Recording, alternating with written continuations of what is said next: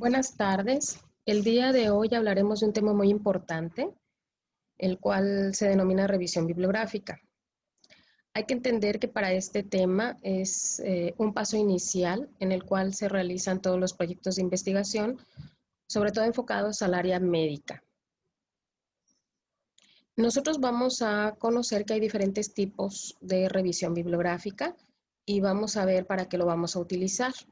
Debemos de reconocer que hay estructura. Debemos de entender que debemos de elegir una buena fuente de información.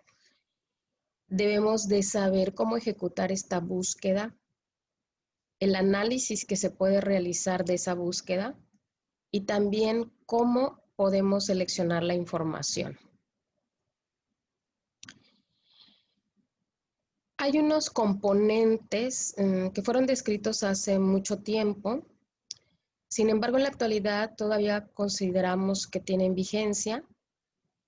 Y hay que observar que nosotros tenemos que obtener fuentes de información que sean válidas, que sean explícitas y que de esta manera nosotros vayamos a poder hacer análisis de esa información.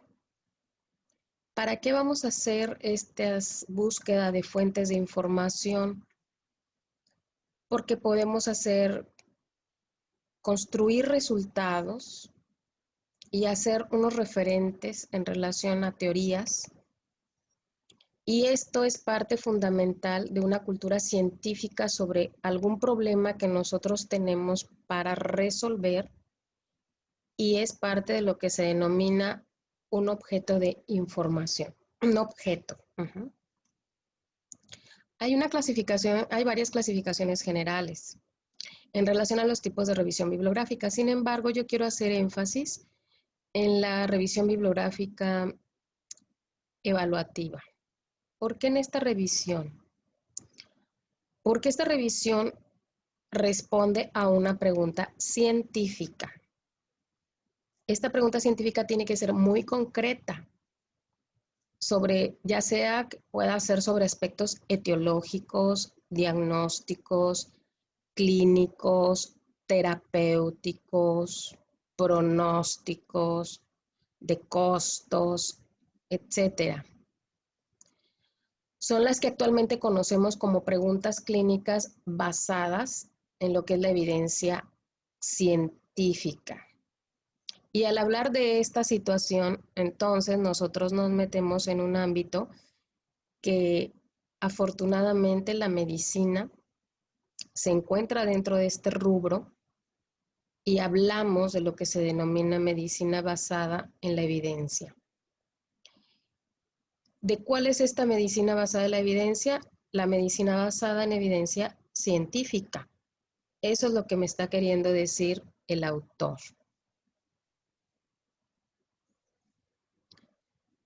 ¿De dónde vamos a obtener nuestras diferentes fuentes de investigación bibliográfica? Pues hay diferentes tipos de fuentes. Hay primarias, hay secundarias y hay terciarias. Las fuentes primarias, estamos hablando de libros, manuscritos, antología, artículos publicados, publicaciones periódicas, monografías, documentos oficiales, tesis, reportes, asociaciones, trabajos de expertos, videocintas. Pero aquí también hay que hacer mucho énfasis en los artículos científicos bien diseñados. Esta es una fuente de investigación primaria. Tenemos también las fuentes de investigación secundaria y también tenemos fuentes de investigación terciaria. Sin embargo, hay que ver cómo nosotros vamos a estructurar estas fuentes de investigación o esta situación de las revisiones bibliográficas. ¿Por qué? Porque al final nosotros lo que queremos es realizar un análisis.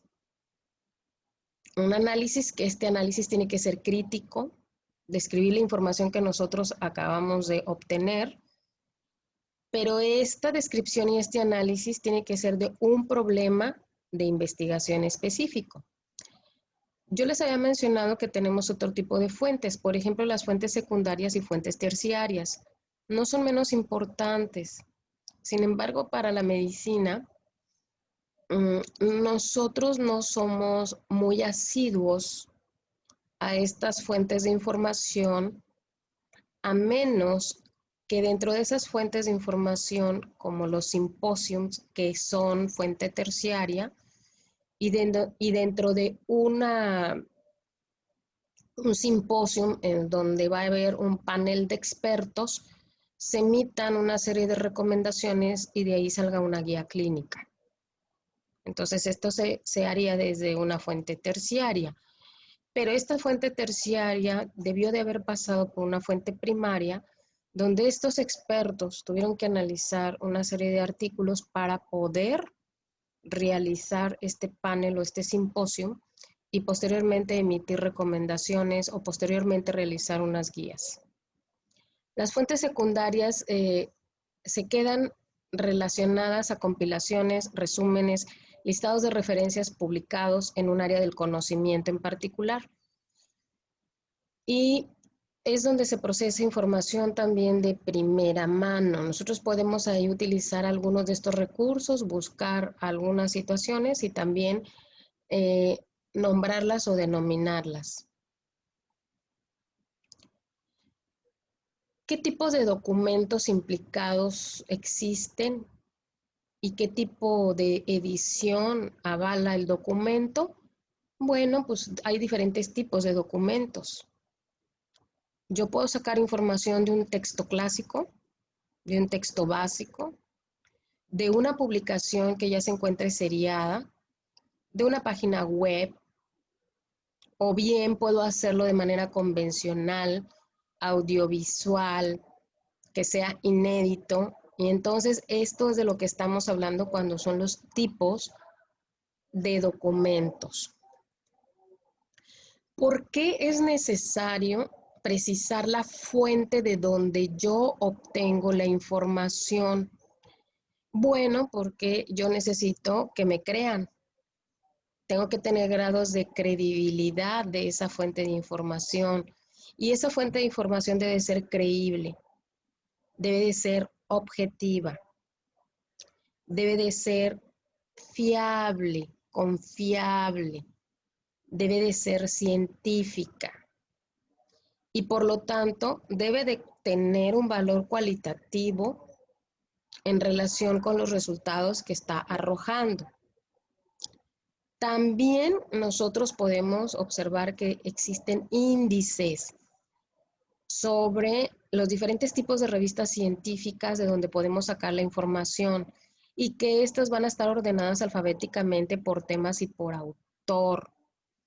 Y cuando yo hago esos índices dentro de mis revisiones o dentro de mis trabajos de investigación, pues voy a seleccionar los artículos por la información que me ofrecen y muchas veces va a depender del título del artículo que me está ofreciendo. Sin embargo, muchas veces el título no refleja el contenido del artículo.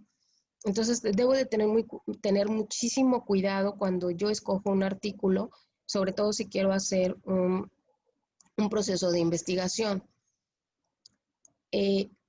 Son útiles también el yo contar con los resúmenes o con los abstracts, porque estos son resúmenes de todo el artículo y lo ideal es que yo pudiera leer este resumen o este abstract que me presenta el artículo para darme una idea general y leer bien el título para correlacionar si el título del artículo correlaciona con el resumen que me está diciendo y posteriormente voy a leer lo demás. Libros y bibliografías o recopilaciones de referencias sobre un tema, pues para eso son útiles las palabras clave que yo voy a encontrar en los artículos y probablemente de ahí yo saque mis palabras claves en el caso de que yo requiera hacer una publicación.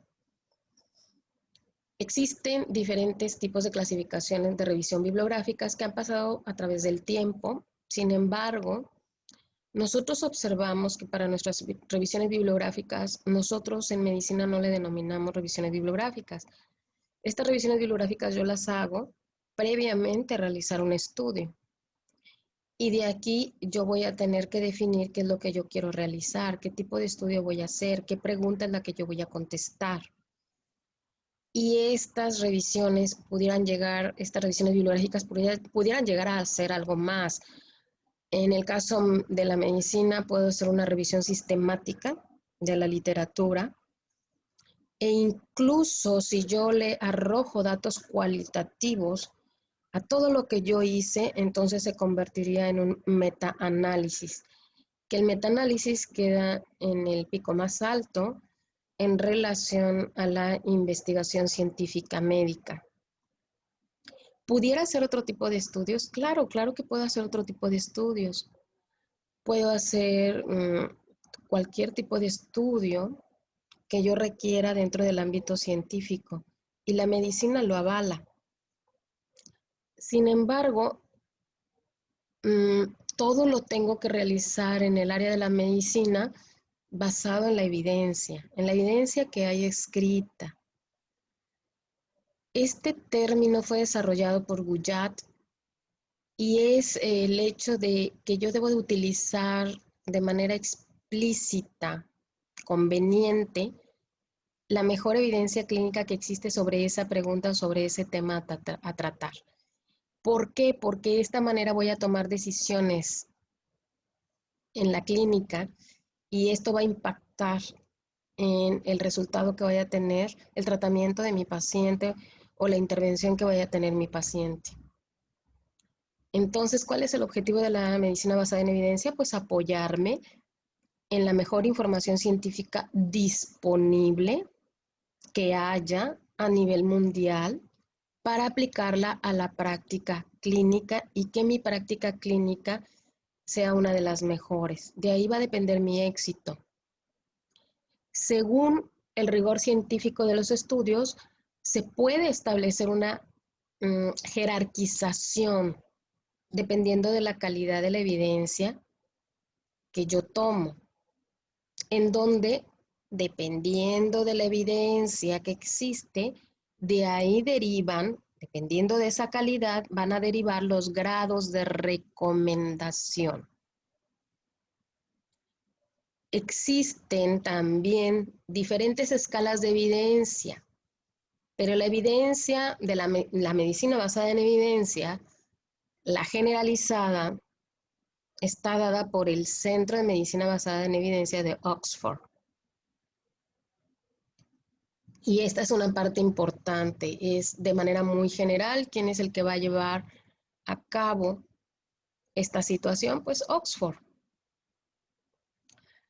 Pero hablando de la revisión sistemática, yo necesito saber que esta revisión sistemática debo de plantear una pregunta estructurada de todas maneras de lo que yo quiero hacer. Debo de buscar una base de datos, seleccionar artículos, sacar los datos más importantes de cada artículo y realizar análisis estadístico. Debo de tener un resumen crítico y reproducible de los resultados de todas las publicaciones disponibles sobre ese tema. Si se puede, lo saco todos. Y estas revisiones en cuestión lo que van a realizar es identificar y evaluar, sintetizar la mejor evidencia posible en esa pregunta, con el fin de resolver futuras preguntas por contestar. Van a ser, yo les mencionaba una palabra al principio que significa explícitas, que significa que pueden ser reproducibles aquí y en cualquier lado donde yo realice este proceso de revisión, porque de esta manera voy a reducir la probabilidad de que existan sesgos durante la información. Los sesgos se denominan a los errores que se pueden cometer cuando estamos realizando estos procesos de investigación. Yo voy a hacer una revisión sistemática. En medicina se denominan así, revisiones sistemáticas. En otras áreas se denominan revisiones narrativas. ¿Por qué se denominan revisiones narrativas? Porque son revisiones convencionales donde se resume un tema amplio, centrado en artículos de gran impacto, pero del cual yo no hice o yo no apliqué el método científico.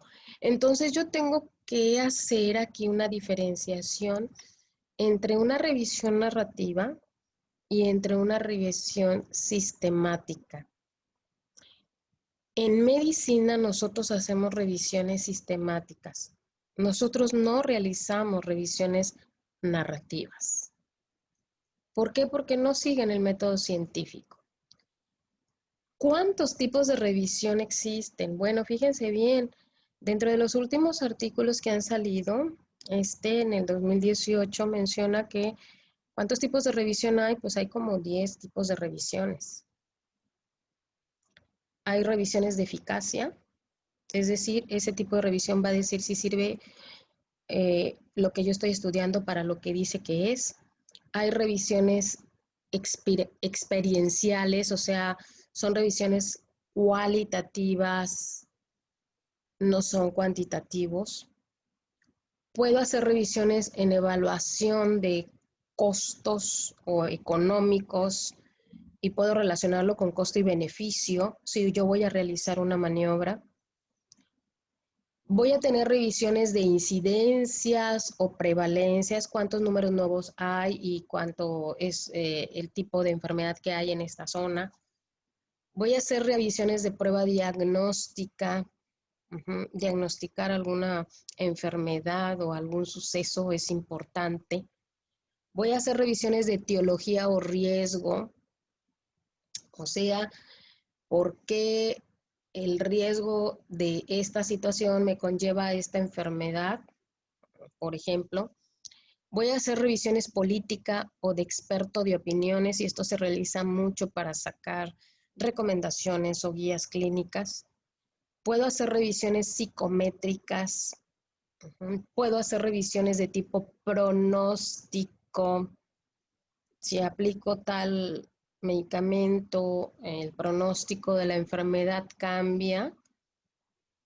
O puedo hacer revisiones sistemáticas metodológicas. Es decir, voy a revisar una serie de artículos de tal enfermedad y voy a hacer una metodología específica, pero solamente de esos artículos, y voy a estudiarlos minuciosamente, hacer un análisis y voy a hacer una cuantificación y quiénes fueron los mejores autores que hablaron y los que llenaron mejor sus rubros dentro de ese análisis. Bueno, ¿cuál es la metodología de la revisión sistemática? Hablando de las cuestiones médicas. Bueno, una revisión sistemática se realiza de una manera planificada y lo tengo que hacer planificado porque tengo que reducir los errores dentro de la metodología. Voy a eliminar estudios irrelevantes o de baja calidad. Tengo que formular específicamente la pregunta clínica, o sea, ¿qué quiero yo estudiar? ¿Voy a estudiar un fármaco? ¿Voy a estudiar una enfermedad? Desafortunadamente, dentro de la medicina yo puedo estudiar muchas cosas y no significa que siempre estoy estudiando enfermedades. Yo puedo estudiar bacterias, estoy dentro del área de la medicina, puedo estudiar fármacos dentro del área de la medicina, puedo estudiar enfermedades dentro del área de la medicina, puedo investigar hongos dentro del área de la medicina, puedo estudiar tinciones dentro del área de la medicina y no necesariamente enfermedades, ¿sí? Que esto tiene que quedar muy claro, porque no todo lo tengo que traspolar a una enfermedad, a lo mejor lo puedo traspolar a una intervención quirúrgica y eso no es una enfermedad. Entonces yo debo de planificar y formular correctamente bien la pregunta clínica para que se pueda realizar el desarrollo del protocolo. Debo de cumplir con los pasos siguientes. Y uno de los pasos muy importantes que todos los artículos, cuando ustedes revisan en relación a este rubro de metodología y revisiones en la metodología, es la pregunta clínica a contestar. ¿Cuál es la mejor pregunta clínica a contestar? La que lleva el pico. Así se menciona en todos los artículos. ¿Pero qué es el pico? La pregunta clínica a contestar, la mejor es el que lleva el pico. ¿Cuál es el pico? P de población, la que lleva una I de intervención, la C que es de comparación Y la palabra O, que significa resultados, porque obviamente esto es del idioma inglés, outcomes, que son resultados. Entonces, ¿cuál es la mejor pregunta de investigación? La que lleve estos parámetros: población, intervención, comparación y resultados. ¿Cuál es la parte entonces más difícil? Pues el crear una buena pregunta de investigación o una pregunta adecuada. Y para yo poder realizar esta pregunta adecuada, forzosamente voy a tener que realizar un protocolo. Un protocolo que es una serie de pasos sistematizados, siguiendo el método científico, para yo poder contestarme esta pregunta. Por lo tanto, la pregunta debe de ser bien formulada y es esencial. Debe de llevar una justificación y deben de seleccionarse los estudios con una serie de estrategias de búsqueda donde yo pueda obtener unos datos relevantes de esos estudios. Debo de reconocer que hay límites de edad, estadios de enfermedad, condiciones de estudios, tipos o no de la intervención, objetivos secundarios, líneas temporales de evaluación y de los resultados también. Debo de definir los tipos de diseño de los estudios que se requieren incluir en la revisión sistemática. Es importante definir el tipo de diseño de estudio que se requieren en la revisión sistemática. Es decir, yo voy a hacer una revisión sistemática, sí, voy a sacar los estudios, pero ¿de qué vas a revisar? ¿De puros ensayos clínicos? ¿Vas a hacer puros estudios de cohorte? ¿Una revisión sistemática de puras cohortes? ¿O vas a hacer una revisión sistemática de puros estudios de casos y controles? ¿O de qué vas a hacer el estudio? Esta revisión sistemática, ¿de qué la vas a hacer? Existen, por ejemplo, si yo me voy a estos grandes datos de bases que existen a nivel mundial, nosotros de antemano ya sabemos que las revisiones Cochrane se basan únicamente en ensayos clínicos aleatorizados, aunque todo el mundo sabemos que no siempre es ético aleatorizar a pacientes para poder comparar intervenciones. No es ético.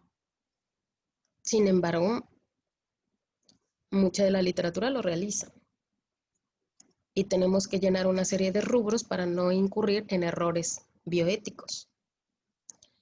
Las revisiones sistemáticas deben ser idealmente plasmadas en un protocolo que debe ser registrado previamente en una base de datos. Por ejemplo, se puede utilizar la base de datos Prospero o se puede utilizar Cochrane Library para por ahí dejarlo ya, que estoy realizando un protocolo y que se va a evaluar perspectivamente, evitando de esta manera un error en la publicación y un error selectivo de notificación de resultados. ¿Por qué?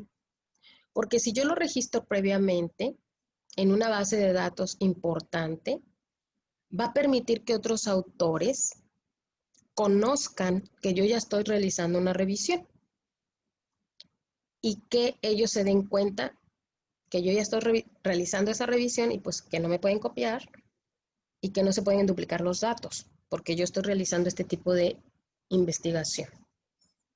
Vaya, que se busquen otra investigación, que no se les antoje la misma. Hay dentro de todo desarrollo de protocolo, tengo que tener también criterios de inclusión y exclusión, y también esto está dentro de las revisiones sistemáticas. La pregunta clínica a contestar se debe de realizar a priori en el protocolo para poder resolverla, y es conveniente registrarlo, ya les había mencionado, por ejemplo, en esta base de datos de Prospero, o bien registros similares y dejar constancia desde un principio. En muchos casos, esta revisión sistemática es como cualquier otro estudio científico, pero en el lugar de pacientes con una condición clínica, por los otros tipos de estudio. Aquí no, aquí lo que yo voy a hacer son sacar estudios con determinadas características. O sea, una revisión sistemática es una revisión de estudios que yo voy a sacar de la literatura, de un lugar, de una base de datos científica que tiene diferentes características o determinadas características. Ahí se va a establecer la metodología o la manera en cómo yo quiero trabajar. Y voy a tener que poner los criterios de inclusión y exclusión de los trabajos que yo voy a analizar posteriormente. Es decir, yo necesito 50 trabajos que hablen de el acetaminofén. Pero lo que yo quiero investigar del acetaminofén son los efectos adversos. Entonces yo voy a sacar puros artículos de acetaminofén que hablen de efectos adversos. Nada más. Yo no voy a sacar acetaminofén en pacientes pediátricos, no voy a sacar acetaminofén para artritis reumatoide, para tratamiento de artritis reumatoide. No, no, no, no. Yo voy a sacar solamente efectos colaterales del acetaminofén. Son los únicos estudios que yo voy a sacar para poder evaluar o para hacer mi revisión sistemática. El protocolo debe establecer quiénes participan en la revisión. Por lo regular se requiere que sean varios personas los que participen en esa revisión, porque después nos vamos a dar cuenta que es un trabajo muy arduo. Y qué papel van a desarrollar estos participantes. Por ejemplo, si somos 5 participantes, a lo mejor 2 se van a dedicar a sacar puros artículos, otros 2 se van a encargar de analizar todos los artículos y otro va a tratar de englobar todos estos artículos, meterlo en una base de datos y empezar a hacer el análisis estadístico, que eso es demasiado trabajo. Entonces, ¿quién se va a encargar de qué? La estrategia de la búsqueda, la metodología del trabajo, ¿quién va a hacer qué? Otro de los puntos importantes es, y me da mucha pena decirlo, pero es que el idioma tiene que ser en inglés. ¿Por qué? Porque es el idioma universal de la comunicación científica actual. Eso no significa que en Alemania se realicen buenos estudios clínicos o que Japón esté realizando una buena estructura científica o que China también la esté realizando. Y sin embargo, nosotros sabemos que no está todavía muy claro las diferencias de la calidad de las diferentes publicaciones en distintos idiomas. Y por lo tanto, todavía sigue siendo el idioma inglés el universal. Cuando se demuestre que la calidad de los estudios en otros países sea rigurosamente adecuada, en ese momento aceptaremos, aparte del idioma inglés, pues el otro idioma en donde se está realizando estudios rigurosamente aplicables. En el tipo de diseño, por ejemplo, Cochrane Collaboration solo acepta combinación de ensayos clínicos aleatorizados.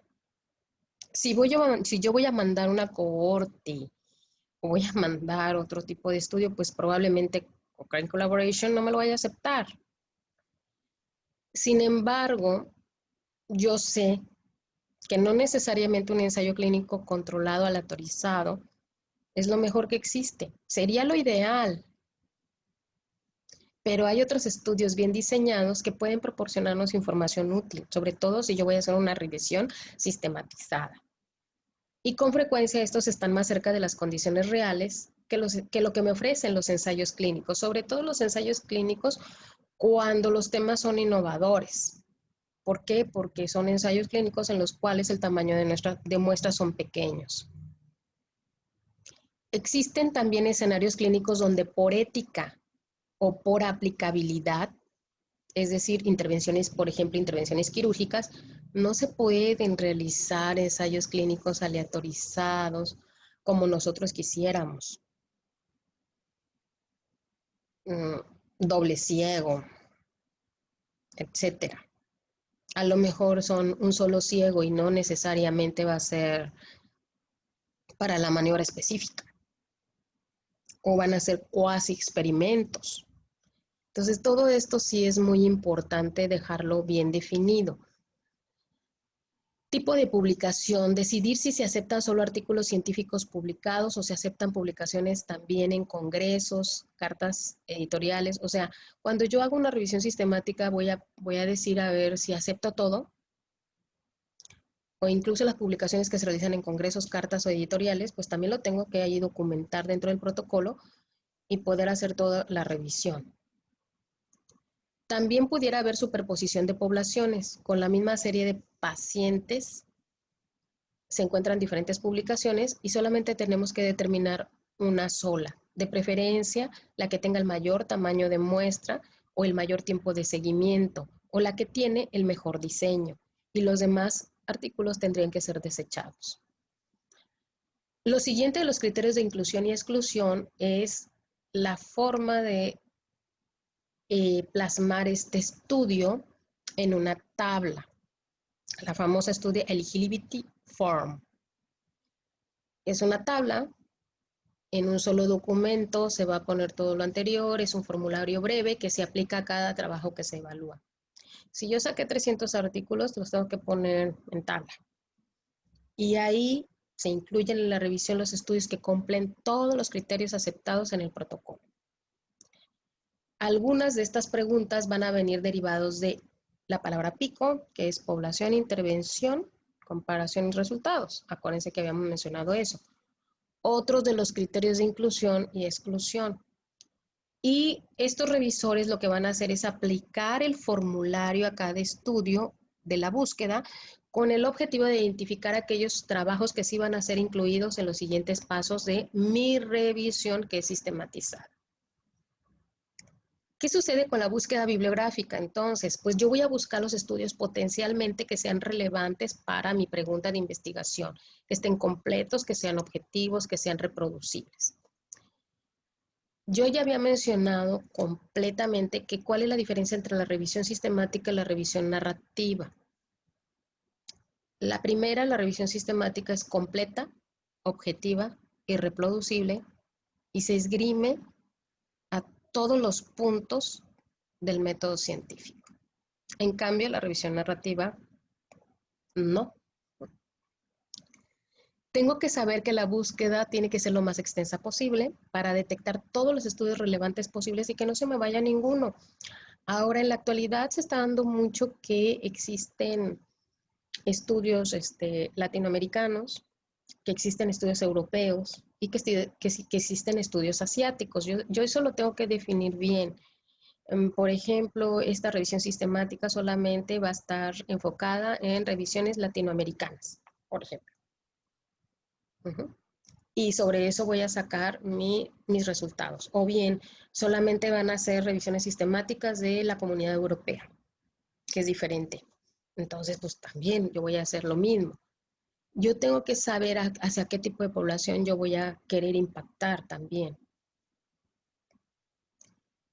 De tal manera que todos mis estudios tienen que tener un balance entre la precisión, que significa el número de estudios relevantes detectados, sobre un total de estudios existentes. Y deben de tener sensibilidad. ¿Qué significa esto? El número de estudios relevantes detectados sobre el total de estudios relevantes existentes. Esto es hablando de una revisión sistematizada. Se necesita aceptar una baja precisión para lograr posteriormente una alta sensibilidad. Hay que evitar el uso de diversos términos de búsqueda. ¿Qué significa esto? No puedo yo sabotear a la computadora o a los buscadores metiéndole un montón de información. Sin embargo, lo que sí se vale es poder utilizar algunos sinónimos o términos relacionados combinados con las palabras conectoras como es or o and, y buscarlo de manera libre o por encabezamientos también. ¿Cuáles son? Alguien me preguntó, es que también, doctora, queremos que nos diga cuáles son las bases de datos confiables para buscar todo esto que usted nos está diciendo. de los procesos de investigación. Bueno, las bases de datos más conocidas, la que ustedes conocen, es Medline. Pero también sabemos que si la búsqueda se limita solo a Medline, pues no es completa y no es lo adecuado. Por lo tanto, yo debo de extender todo ese proceso a otras bases de datos como Embase. Embase, esa es otra base de datos grande. O bien Cochrane, que ya sabemos, o sea, Library Cochrane o con todas las modalidades de Cochrane. Aunque ya sabemos que una parte de Cochrane le va a interesar más los ensayos clínicos aleatorizados. No importa. Entonces tengo que buscar en bases de datos grandes. Afortunadamente la universidad tiene una base de datos amplia que las podemos utilizar y que no hay ningún problema porque podemos sacar una buena cantidad de información sobre esas bases de datos. La estrategia de búsqueda debe ser incluida, copiada y pegada exactamente en el apéndice de la revisión. Yo no puedo quitar palabras de los autores. Debo ponerlo tal cual, porque si no caigo en sesgo metodológico, sesgo de realización, pues. La estrategia de búsqueda debe quedar reflejada con distinto nivel de detalle en el protocolo y en el abstract de la revisión sistemática que realicé. Tengo que seleccionar los estudios, sí, y posteriormente de seleccionarlos tengo que cribarlos, o sea, sacar los mejorcitos, resúmenes, o bien, si no, sacar los textos completos, como en el caso Prisma. Ahorita vamos a ver un ejemplo de esto. Después de la búsqueda bibliográfica, la lista de resúmenes se tiene que ser evaluada por varios revisores que van a identificar y seleccionan aquellos estudios que cumplen los criterios definidos. Después van a sacar los mejores resúmenes y van a utilizar un formulario de evaluación en donde se descartan o se quedan y se va a aplicar a cada estudio de bibliográfico que yo saqué. Por eso les comento que no nada más una sola persona puede hacer una revisión sistematizada y que es un trabajo arduo y que de preferencia se consigan un equipo. El formulario va a contener los criterios de inclusión y exclusión para cada pico. Recordemos que picos son unas siglas y ya lo hemos mencionado en múltiples ocasiones ahorita durante la charla y tienen que estar definido en el protocolo de estudio. Si no se puede tomar una decisión basada en la información del resumen de un trabajo, entonces a ese trabajo lo vamos a marcar como incierto. Todavía no sabemos si va a entrar o no al estudio. El proceso de selección de estudios vamos a obtener referencias. A veces en los procesos de estos de selección voy a obtener referencias y que en ocasiones van a estar duplicadas. A esto se le denomina literatura gris. Por ejemplo, resúmenes de congresos y publicaciones. O sea, alguien publicó, alguien fue a un congreso y presentó el trabajo y después lo publicó. Estas son publicaciones, tipo de, son duplicados. Entonces, esto es literatura gris y tengo que tener cuidado. Me voy a quedar con una de las dos, no con las dos. Entonces, pueden ser de una misma serie o bien mezcladas. Los resúmenes que no permitan excluir el estudio se incluyen en esta etapa y entonces van a requerir la evaluación de un tercero del texto completo, o sea, alguien más va a venir a leer el texto completo para determinar si entra al estudio o no entra, si vale la pena o no vale la pena. Los resultados combinados de los revisores van a ser filtrados y otro revisor va a tener que venir para ver si hay discrepancias, porque puede suceder que yo tengo 3 estudios y él me dice, o uno de mis revisores me dice, ¿sabes qué? Yo considero que de los 3 nada más va a entrar uno. Y yo considero que de los 3 van a entrar 2. Entonces tiene que venir un tercero para decir, a ver, ni los 3 ni los 2, entran los 3. O entra nada más uno de todos. Y va a ser este. ¿Ok? Para resolver esos conflictos de selección. Todo el proceso de selección de estudios, todo, de una revisión sistemática, se tiene que resumir en una figura o diagrama de flujo que se denomina prisma. Y va a estratificar la pérdida de los estudios. Es decir, si yo saqué 500 o de mi tema había 5,000 estudios, y voy a hacer un cribado y me quedé con 500, Y de esos 500, en realidad los que de verdad contestan mi pregunta de investigación son 50. Entonces, todo ese cribado, todo eso que yo estoy haciendo y todo cómo voy a seleccionarlo se denomina, lo voy a tener que hacer en una figura o diagrama que se denomina prisma. Este es un ejemplo de prisma. Aquí identificaron 8.517 estudios. Aquí lo tengo yo. Aquí arriba, 8.517 fueron los que sacaron, se identificaron. Los abstract fueron 8.517. De aquí, los artículos completos elegibles fueron 25. Los que estuvieron en referencias de lista y todo esto fueron 1. Los artículos de texto completo valorados para ser elegibles fueron 26. Y los estudios incluidos fueron 12, que corresponden a 21 reportes. Los artículos excluidos de texto completo fueron 5, y las razones por las cuales fueron excluidos fue porque un estudio tenía número de participantes, había 3, y en el otro, de la reunión en los abstracts, están 3. Entonces, pues, lo sacaron a esos artículos, y con esto se quedaron con 12, los cuales son 21 reportes. Vamos a hacer una síntesis de la evidencia. Una vez que extraje todos los datos, voy a recoger de manera precisa, minuciosa y sistematizada toda la información de cada artículo publicado.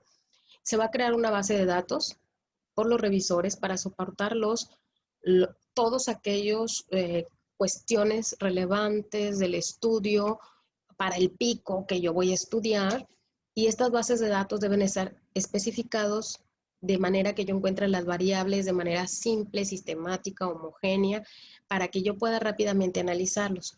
Cuando la cantidad de información es muy grande, como en el caso de una revisión sistemática, se recomienda una plataforma como tipo Excel o Access de Microsoft. Este es un ejemplo que los menciono yo aquí, donde sean susceptibles de modificar o añadir campos si se considera oportuno. Y aquí nosotros, por ejemplo, podemos observar que pusieron varios artículos, países, si hicieron control, qué tipo de intervención, si aplicaron o no esa intervención. Aquí dice no viene registrado, no viene registrado. Dónde se realizó en Francia, en Estados Unidos, y así se van. En unos artículos no venía dónde fue el estudio. Después, ¿en qué fecha lo realizaron? No, tampoco en este no venía el estudio, o sí venía el estudio. ¿De qué fecha a qué fecha? ¿De qué año a qué año? Después, la intervención. ¿Qué tipo de intervención realizaron? Si no realizaron intervención, pues no aplica. Aquí donde se realizaron intervención, el grupo 1, 25%. La P, el valor de P, si iban a sacar valor de P en ese estudio o si no lo iban a sacar para ver la significancia estadística, etcétera. Y así se van en cada uno, y todo esto lo van poniendo de cada uno de los estudios. Ellos mencionan, por ejemplo, pusimos de tal color, en este artículo pusimos que en color rojo ellos debieron de haber sacado esto y no lo sacaron, pero eso ya lo hace cada revisor. Cada base debe contener información referente a la calidad o la naturaleza del estudio, si el estudio es retrospectivo, prospectivo, de la autorización o no, o número de los pacientes, o que no requiere pacientes, si va a ser multicéntrico, si va a ser en un solo campo, si va a ser de ámbito nacional, si va a ser local, si va a ser regional, los números de centros que participaron, para ver el nivel de evidencia del estudio, recolectar datos descriptivos de cada cohorte incluida, datos demográficos, tamaño de la muestra, cuántos brazos hicieron, en cuántas direcciones hicieron para comparar los grupos si es que lo hicieron, los números de pacientes excluidos, aquellas perdidas durante el seguimiento, el periodo de seguimiento que realizaron, las características clínico-patológicas previas en caso de que haya sido una infección o una enfermedad, y posteriores a la intervención objeto de estudio, resultados de cada estudio. Es necesario que toda la recolección de las variables se haga de forma sistemática y homogénea, y que todo se plasme en ese cuadrito de Excel o de Access de Microsoft, para que después de ahí yo pueda sacarlos y, si es necesario, los pueda analizar. Y los voy a meter a un equipo donde yo pueda analizar toda esa base de datos. La extracción de datos es una labor lenta y cuidadosa y no me puedo equivocar, porque si no voy a caer en un error y se pueden dar cuenta y entonces la revisión sistemática ya se fue al suelo. Evaluación de riesgos de sesgos. ¿Qué significa esto? Pues yo debo de evitar los sesgos o los errores. En la mayoría de lo posible yo debo de tener pocos sesgos o pocos errores, ya sea dentro de la metodología o en los resultados o donde yo pueda ser factible que pueda cometer errores, yo los debo de minimizar al máximo. ¿Qué es un sesgo o error sistemático? Cualquier proceso que interfiera en cualquier etapa del protocolo o del estudio, haciendo que los resultados vayan a ser diferentes sistemáticamente de lo que en realidad son. Entonces, esto me puede dar al final un resultado de un estudio pobre y esto compromete los resultados de la revisión sistemática e incluso cuando yo quiera enviarla para que me lo publiquen, allá también van a tener revisores y me la van a invalidar. Y no va a ser posible que pueda ser documentada ni que me la puedan aceptar en una revista importante. Debe de tener validez interna, sí, y esta se define como el grado en que los resultados de un estudio son correctos en relación a las circunstancias estudiadas. O sea, los resultados que yo estoy diciendo son los correctos, son los adecuados, y cualquiera puede venir a evaluar eso según las circunstancias que yo propuse y deben de ser reales, deben de ser verdaderas. En los ensayos clínicos, los potenciales sesgos se pueden dividir en 4 categorías y son de selección, o sea, seleccioné mal mis estudios. De realización, pues realicé mal la selección que realicé.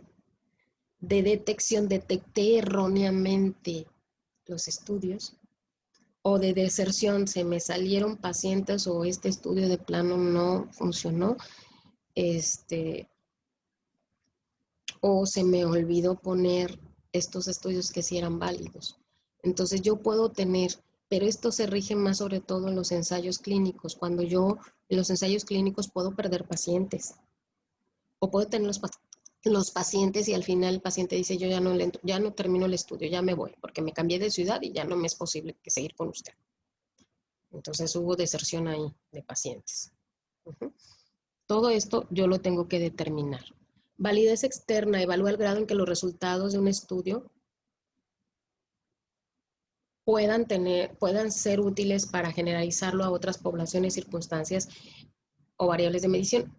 ¿Qué significa esto? Que los resultados que yo digo que sucedieron aquí, también pueden hacer el mismo estudio en China y sucede lo mismo. No importa el tipo de población que tengan ellos. Lo que yo acabo de hacer aquí es reproducible allá. Y los resultados tienen que ser parecidos. Significa que yo hice bien las cosas, ellos también hicieron las cosas y lo que yo propuse, eso es lo correcto, eso es lo adecuado. Depende de características de los pacientes, del tratamiento administrado y de la medición de los resultados.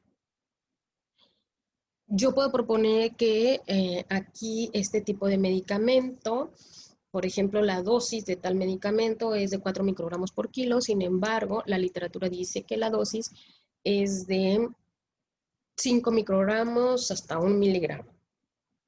Pero yo acabo de hacer un estudio donde diga que es de 4 microgramos. Pues por mi población latina, porque mi población es bajita, porque mi población es de estas características. Sin embargo, tú lo puedes reproducir en otro país, puedes reproducirlo en un pueblo anglosajón, que son más altos, que son diferentes, que de estructura son diferentes, pero yo tengo que estipular ahí que para mi población real, en lo que yo estoy utilizando ese fármaco, pues la dosis es un poco menor en relación con ellos que son anglosajones y que por las características de población son diferentes. Punto. Y el mismo trabajo que se hace aquí se puede realizar allá y los resultados son muy parecidos. En la redacción, la revisión sistemática se debe incluir los criterios utilizados para evaluar los sesgos en el apartado de métodos, mientras que en los resultados se va a incluir una tabla y un resumen del riesgo de sesgo. Al final, ¿para qué me va a servir todo esto? Bueno, al final yo tengo que hacer una síntesis de evidencias. La síntesis de evidencias es una combinación de una forma resumida y comparable de los resultados obtenidos en una revisión sistemática.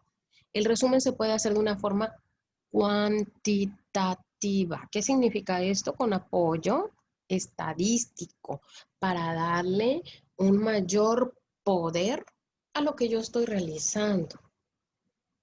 Sin embargo, si yo hago el apoyo estadístico a todas mis variables que estoy documentando, este caso se puede convertir en un metaanálisis. O bien lo puedo dejar de una manera cualitativa y que sea nada más una revisión sistematizada donde voy a hacer un análisis estadístico muy básico y sigue siendo una revisión sistematizada, o me puedo ir hasta el punto más alto donde a todas las variables completas les voy a realizar un análisis estadístico y entonces estoy realizando un metaanálisis. El metaanálisis es un método estadístico que combina los resultados de los distintos estudios incluidos en toda la revisión sistemática. Su realización va a ser posible siempre y cuando la revisión sistemática incluya más de un ensayo clínico aleatorizado o bien que incluya estudios cuasi aleatorizados. ¿Qué significa esto? Pues que me voy a ir a Cochrane a sacar todos esos estudios clínicos aleatorizados o cuasi aleatorizados para poder hacer una revisión y a ver si en un futuro hago una metaanálisis. Y de tal manera que analicen un mismo resultado. El metaanálisis le da un peso distinto a cada estudio en función de su tamaño o bien su número de eventos, con lo que se obtiene una medida ponderada de los resultados individuales de cada trabajo. Por eso nosotros decimos que el metaanálisis es el top 10. Las revisiones sistemáticas nos van a proporcionar una síntesis crítica de toda la evidencia disponible, facilitando una mayor comprensión en respuesta a una pregunta científica. Yo quiero terminar esta plática precisamente en la situación de que nuestras revisiones bibliográficas que se inician o que empiezan a realizar, tenemos que tener una mente objetiva y clara en cuanto a qué es lo que yo quiero revisar. Si te hiciste una pregunta y esa pregunta no está contestada dentro de la literatura científica, es digna de estudiarla. Pero si esa pregunta científica que te hiciste, te fuiste a revisar, te fuiste a estudiar, fuiste a sacar un sinfín de artículos, lo revisaste y no encuentras la respuesta y cumple con las especificaciones de Pico, estamos ante el paradigma de que eso se puede convertir en un estudio bien fundamentado, puede ser un estudio clínico, o bien lo puedo traspolar a una revisión sistematizada en donde yo busque todas las probables respuestas a esa pregunta en la cual yo no encuentro respuesta. Este ámbito es fascinante dentro de la metodología científica y en la actualidad seguimos basándonos en medicina basada en la evidencia y seguimos intentando contestarnos todas las preguntas habidas y por haber dentro del ejercicio y dentro de la práctica clínica médica. Pues con este análisis yo me despido. Por su atención, muchas gracias.